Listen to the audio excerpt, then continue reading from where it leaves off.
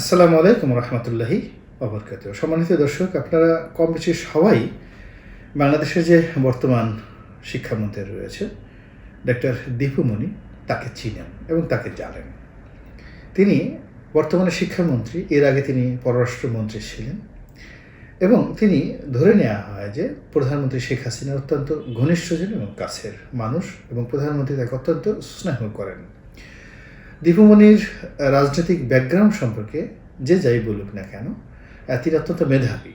Doctor দীপুমণির রাজনৈতিক career সম্পর্কে মিশ্র প্রতিক্রিয়া রয়েছে অনেকের, কিন্তু আওয়ামী লীগের যখন দুর্দিন গিয়েছে, বিশেষ করে 1/11-এর সময়, ঠিক সেই সময়টাতে ডক্টর দীপুমণির যে ভূমিকা, এটা অত্যন্ত প্রশংসনীয়। তিনি অত্যন্ত ভালো একজন সংগঠক এবং দীর্ঘদিন যাবৎ জনকল্যাণের সাথে জড়িত, এবং আমরা যতটা জানি যে তিনি একসময় সন্ধানী নামক যে রক্তদান প্রতিষ্ঠানটি রয়েছেন, এই প্রতিষ্ঠানের একজন অন্যতম মেন্টর ছিলেন। তিনি একজন ভালো বিতার্কিক, টেলিভিশনে বক্তব্য দিতেন এবং বিতর্ক প্রতিযোগিতা অংশ নিতেন, খুব ভালো কথা বলেন, সুন্দর করে হাসেন, শিক্ষিতা, মর্যাদা।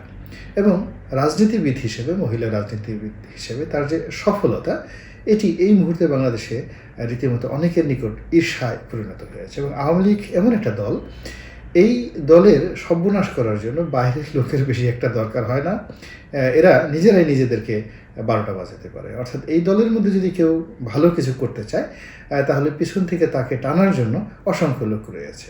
এবং এই দলের মধ্যে যদি কেউ মন্দ কাজ করতে চায়, তাহলে তার মন্দ কাজে সাহায্য করার জন্য, সমর্থন করার জন্য, তাকে ফুলানোর জন্য, ফাঁফানোর জন্য এই দলের মধ্যে শত সহস্র মানুষ রয়েছে। তো এই অবস্থাতে ডক্টর দীপুমণি যেহেতু এখন প্রধানমন্ত্রীর খুব ঘনিষ্ঠজন, কাজেই এই দলের মধ্যে তার শত্রুর অভাব নাই। তিনি যেহেতু একটা বড় মন্ত্রণালয় চালাচ্ছেন, শিক্ষা মন্ত্রণালয়, এই ক্ষেত্রে তাকে ঈর্ষা করার, হিংসা করার লোকের অভাব নাই। কিন্তু যেহেতু তিনি অবলা নন, তিনি অসহায় রমণী নন যে কিছু হলেই কান্নাকাটি করবেন, নাক ছিটকাবেন বা অন্যান্য যারা দুর্বল নারী রয়েছেন তাদের মতো পালিয়ে যাবেন। তিনি লড়াকু সৈনিক এবং নিজের যে বিরূপ প্রতিকূল অবস্থা, রাজনৈতিক প্রতিকূল অবস্থা, অতীতে বিভিন্ন সময় তিনি প্রতিকূল অবস্থায় পড়েছেন। তার নির্বাচনী এলাকায় পড়েছেন, দলের মধ্যে পড়েছেন, তারপরে মন্ত্রী পরিষদে পড়েছেন, পার্লামেন্টে পড়েছেন, কিন্তু সেইগুলো তিনি অত্যন্ত সুকৌশলে সেগুলো কাটিয়ে উঠে তিনি তার বর্তমান অবস্থায় রয়েছেন। তো এই অবস্থায় ডক্টর দীপুমণিকে ঈর্ষা করা সম্ভব, সমালোচনা করা সম্ভব, কিন্তু তাকে আঘাত করে একেবারে সরিয়ে দেওয়া সম্ভব তুড়ি মেরে, এটা বোধহয় একটা বেকুব বিশ্বাস করবে না। তো যাই হোক, দীপুমণি সম্পর্কে এই কথা বললাম এই কারণে যে অতি সম্প্রতি আমরা লক্ষ্য করেছি যে একটি অনুষ্ঠানে, কোনো একটা অনুষ্ঠানে শহরের বাইরে ডক্টর দীপুমণি সেখানে সম্ভবত অতিথি ছিলেন। তো সেখানে সেই স্কুলের একটা প্রাথমিক বিদ্যালয় হতে পারে অথবা মাধ্যমিক বিদ্যালয় হতে পারে, সেখানকার ছেলেমেয়েরা দীপুমণিকে স্বাগত জানিয়েছে এবং তারা বঙ্গবন্ধুর জন্ম শতবার্ষিকী উপলক্ষে ঠিক অনুষ্ঠানমালা করছিল এবং সেই অনুষ্ঠানের প্রেক্ষাপটে তারা হয়তো নিজেদের মতো করে চিন্তা করেছে যে ডক্টর দীপুমণি শিক্ষামন্ত্রীকে তারা হয়তো একটা সারপ্রাইজ দেবে। এবং সেই সারপ্রাইজ দিতে গিয়ে তারা কী করেছে, অনেকগুলো মুখোশ তৈরি করেছে। সেই মুখোশ সেই শিক্ষা প্রতিষ্ঠানের ছেলেরা, মেয়েরা, ছাত্রছাত্রীরা মুখে দিয়ে শত শত ছেলেমেয়েরা তারা শিক্ষামন্ত্রীকে স্বাগত জানিয়েছে। এবং এই দৃশ্য পত্রপত্রিকায় এসছে, টেলিভিশনে এসছে। আসার পর কী হলো, অনেকে সিসি রব শুরু করেছে যে হায় হায়, এ কী অবস্থা হলো দেশের। শেষ পর্যন্ত বঙ্গবন্ধুকে মুখোশে নিয়ে গেল, মুখোশে রূপান্তরিত করে ফেললো। তো এই সমস্ত কথাবার্তা বলে যে কেউ বঙ্গবন্ধুকে খুব বেশি শ্রদ্ধা জানাচ্ছেন আমার কাছে মনে হচ্ছে না। বা এই সমস্ত কথাবার্তা যারা বলেন তারা যে কেউ বঙ্গবন্ধুর খুব অনুরাগী, বঙ্গবন্ধুর প্রেমে তারা একেবারে দিওয়ানা হয়ে গেছে, বা 75-এর 15ই আগস্টের নির্মম হত্যাকাণ্ডের পরে এই সমস্ত লোক যে কাদের সিদ্দিকীর মতো লাফিয়ে পড়েছিল বঙ্গবন্ধুর পক্ষে, আমার সেরকম মনে হয় না। আমার কাছে মনে হয় যে এই লোকগুলো ক্ষেত্র বিশেষে হয়তো অনেকে ঈর্ষাপরায়ণ এবং অনেকে হয়তো বুঝতে পারে নাই যে একটা মুখোশ এবং শিশুদের এই আনন্দ, এর মধ্যে একটা নিষ্পাপ জিনিস রয়েছে, ক্রিয়েটিভিটি রয়েছে, একটা যাকে বলে ডিভোশন রয়েছে।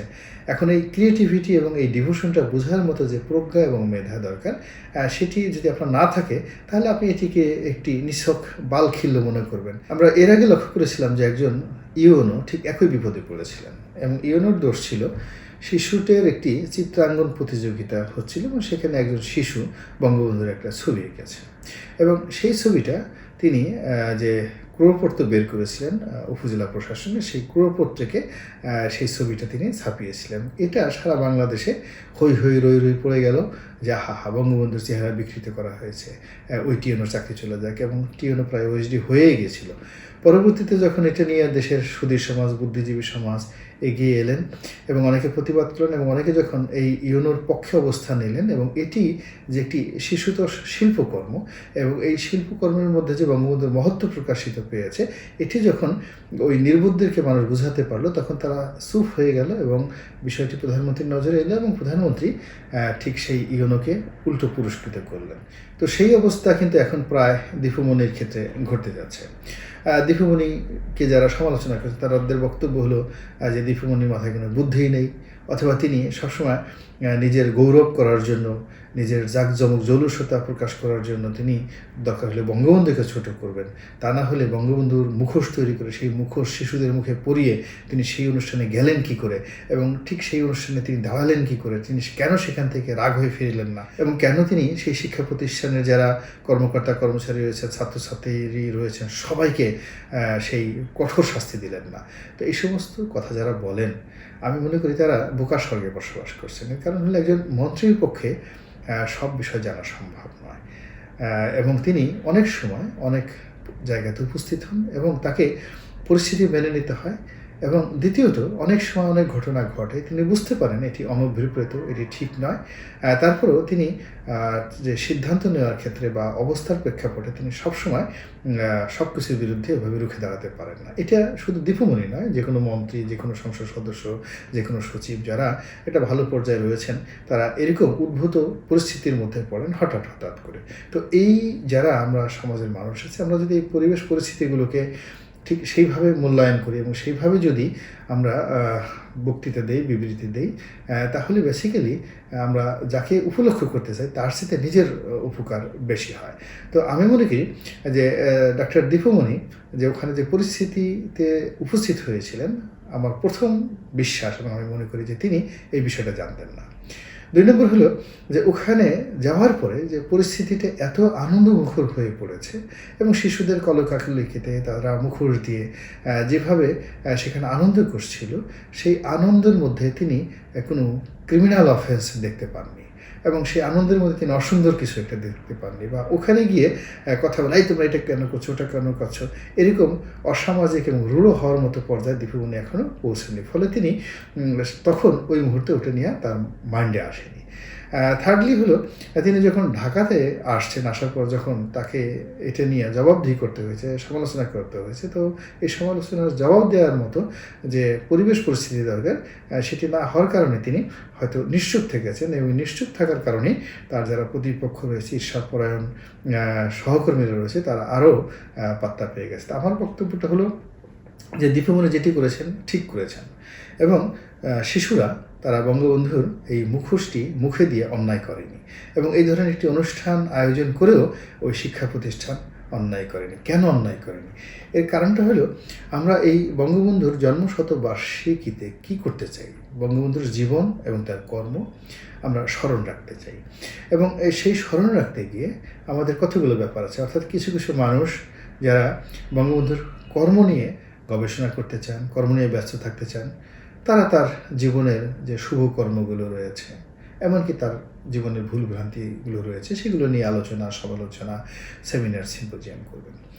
কিছু মানুষ, বিশেষ করে যারা নতুন প্রজন্ম, যারা শিশু, কিশোর, তরুণ, তরুণী, তারা বঙ্গবন্ধুকে দেখেনি।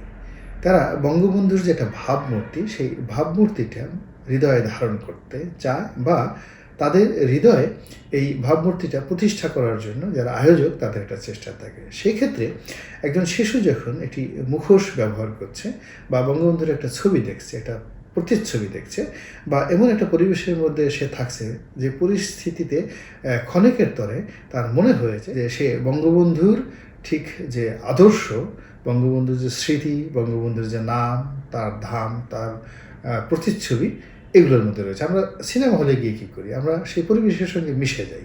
তো এই যখন মিশে যাই, মিশে গিয়ে আমরা সেই সিনেমার কাহিনীর সঙ্গে কাঁদি, সিনেমার কাহিনীর সঙ্গে হাসি, এবং সিনেমার কাহিনী দেখে আমরা বিক্ষুব্ধ হয়ে পড়ি। এবং দেখা যাচ্ছে এমনও ঘটনা ঘটে যে পাশে বসে আছে প্রিয় বন্ধু, দেখা গেল যে সে এতটা উত্তেজিত হয়ে গেল সিনেমার দৃশ্যে যে বন্ধুর মুখে ঘুষি লাগিয়ে দিল। তো এটা আমরা ইনফ্লুয়েন্স হই। তো ওই যে ডক্টর দীপুমণি যে পরিবেশে গিয়েছিলেন, আপনি ছবিগুলো খুব ভালো করে লক্ষ্য করবেন, এবং সেখানে যে অ্যাটেনশন ছিল, সেখানে যে ডিসিপ্লিন ছিল, সেই ডিসিপ্লিন এবং অ্যাটেনশন দেখে আমার মনে হয়েছে যে ওখানে যারা মুখোশ পরেছিলেন তারা বঙ্গবন্ধুর সঙ্গে, বঙ্গবন্ধুর মুখোশের সঙ্গে বঙ্গবন্ধুর যে একটা চেহারা সুরত ছিল তার সঙ্গে একাত্ম হয়ে গিয়েছিলেন, এবং অনুষ্ঠানটি উপভোগ্য হয়ে পড়েছিল। তো কাজেই আমাদের দেশের কিছু মানুষ আছে যারা বাড়া ভাতে ছাই দিতে চায়, যারা যে কোনো আনন্দের মধ্যে নিরানন্দ ঢেলে দিতে চায়, যারা তরলের মধ্যে গরল ঢেলে দিতে চায়, যারা দুধের মধ্যে গোমূত্র ঢেলে দিতে চায়। তো এরকম মানুষ আমাদের সমাজে আগে ছিল এবং ইদানিংকালে বেড়ে গেছে। তো এই শ্রেণীর লোকদেরই একটা অংশ এই দীপুমণিকে ছোট করার জন্য যে কাজটি করছে, আমি ব্যক্তিগতভাবে এটিকে সমর্থন করছি না। আমি মনে করছি দীপুমণির সঙ্গে কারো ব্যক্তিগত বিরোধ থাকতে পারে, আমার সাথে তার ব্যক্তিগত সম্পর্ক ভালোও না মন্দও না।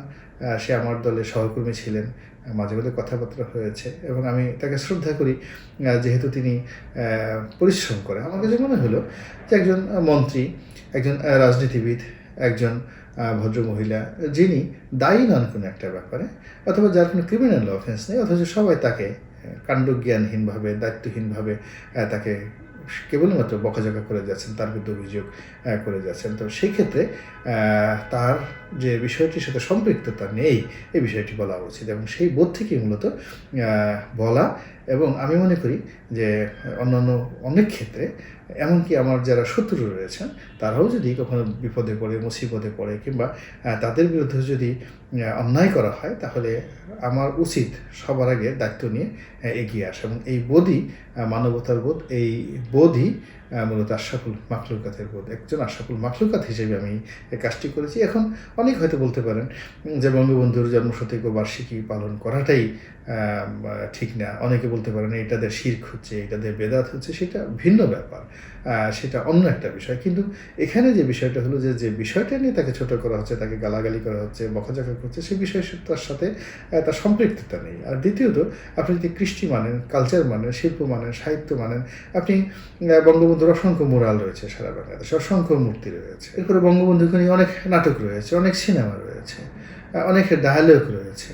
তো সব জায়গায় কি বঙ্গবন্ধুকে সঠিকভাবে উপস্থাপন করা হয়েছে? বা অন্য যাকে নিয়ে বায়োপিক করা হয়, যাকে নিয়ে এই ধরনের ঘটনা ঘটে, সবার ক্ষেত্রে কি এরকম হয়? আপনি চিন্তা করুন, শিল্পাচার্য জয়নুল আবেদিনের ছবিগুলো দেখেন, সেখানে তিনি মানুষের ছবি এঁকেছেন, কাকের ছবি এঁকেছেন, নৌকার ছবি এঁকেছেন। আমরা যখন ছোটো ছিলাম তখন এই শিল্পাচার্য জয়নুল আবেদিনের এই ছবিগুলো দেখে আমরা হাসাহাসি করতাম যে এটা কোনো ছবি হলো, কেন তিনি শিল্পাচার্য?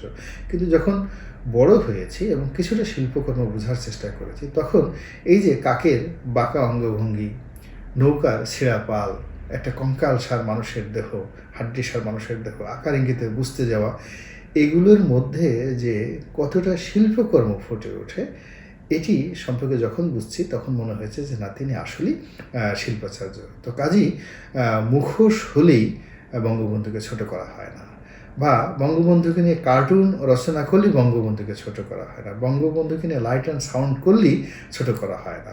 আগে বুঝতে হবে যে এর মধ্যে উদ্দেশ্যটা কী, এবং এর মধ্যে কী শিল্পসত্তা রয়েছে, এবং এর মধ্যে কী কাজ রয়েছে।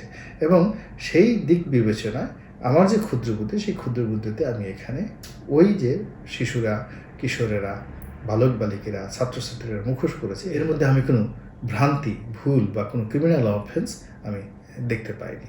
আল্লাহ আমাদের সবাইকে হেদায়েত দান করুন। ভালো থাকুন, সুস্থ থাকুন। আসসালামু আলাইকুম ওয়া রাহমাতুল্লাহি ওয়া বারাকাতুহু।